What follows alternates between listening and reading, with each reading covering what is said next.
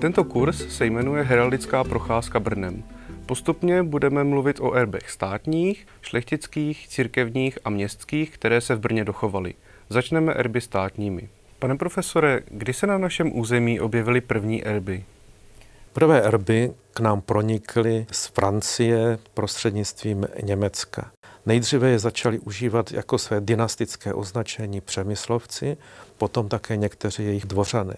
Ale už ve 13. století se z těchto dynastických erbů staly také erby zemské nebo státní.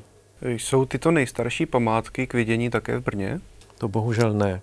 Ale v křížové chodbě bývalého dominikánského kláštera se dochovaly památky, které prozrazují svou gotickou stylizaci, že patří k nejstarším v Brně dochovaným. Jedná se o erb českého krále a moravského markraběte.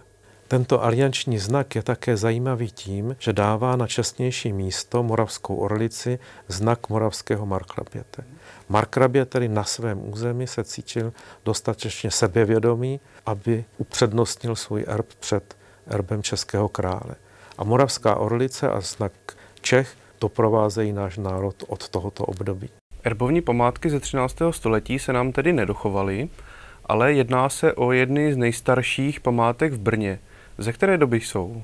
Můžeme předpokládat, že tato kompozice vznikla po roce 1349, kdy na Moravě vládl Jan Jindřich, mladší bratr Karla IV. Takže se bavíme zhruba o polovině 14. století. Co později? Máme dochovány památky z doby, kdy jsme byli součástí Habsburské monarchie?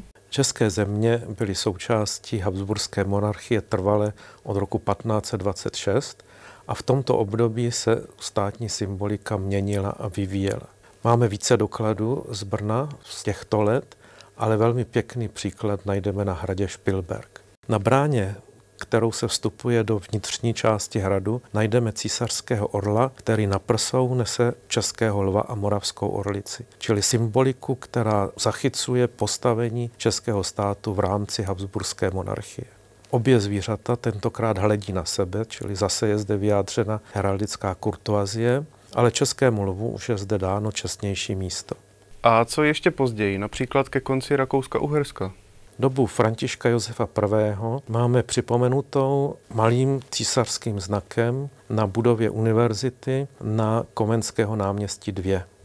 Dynastický erb ukazuje na symboliku, která byla platná v dané době. Obsahuje erb Babenberků, nejstarší dynastie, která vládla v Rakousích, samozřejmě erb Habsburků a konečně erb Lotrinska.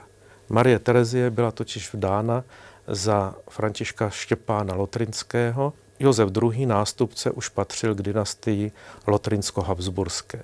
Osoba panovníka je připomenuta monogramem FJ1. Na jedné budově na Štefánikově ulici jsem si všiml tohoto znaku, který je evidentně novodobý, ale nejedná se o znak současný. Ze které doby pochází? To jste našel malý znak Republiky Československé, jak byl užíván po roce 1918, kdy na prsa českého lva byl položen štítek se znakem Slovenska. Další země, Morava, Slezsko a Podkarpatská Rus, se objevovaly ve středním a velkém znaku republiky. Po roce 1918 procházela naše vlast velkými politickými změnami. Měnily se režimy, měnil se územní rozsah státu a to se vše muselo projevit i ve státní symbolice. Česká republika má dnes v malém znaku českého lva jako starobylý symbol státnosti. Ve velkém znaku je český lev doprovázen moravskou a slezskou orlicí.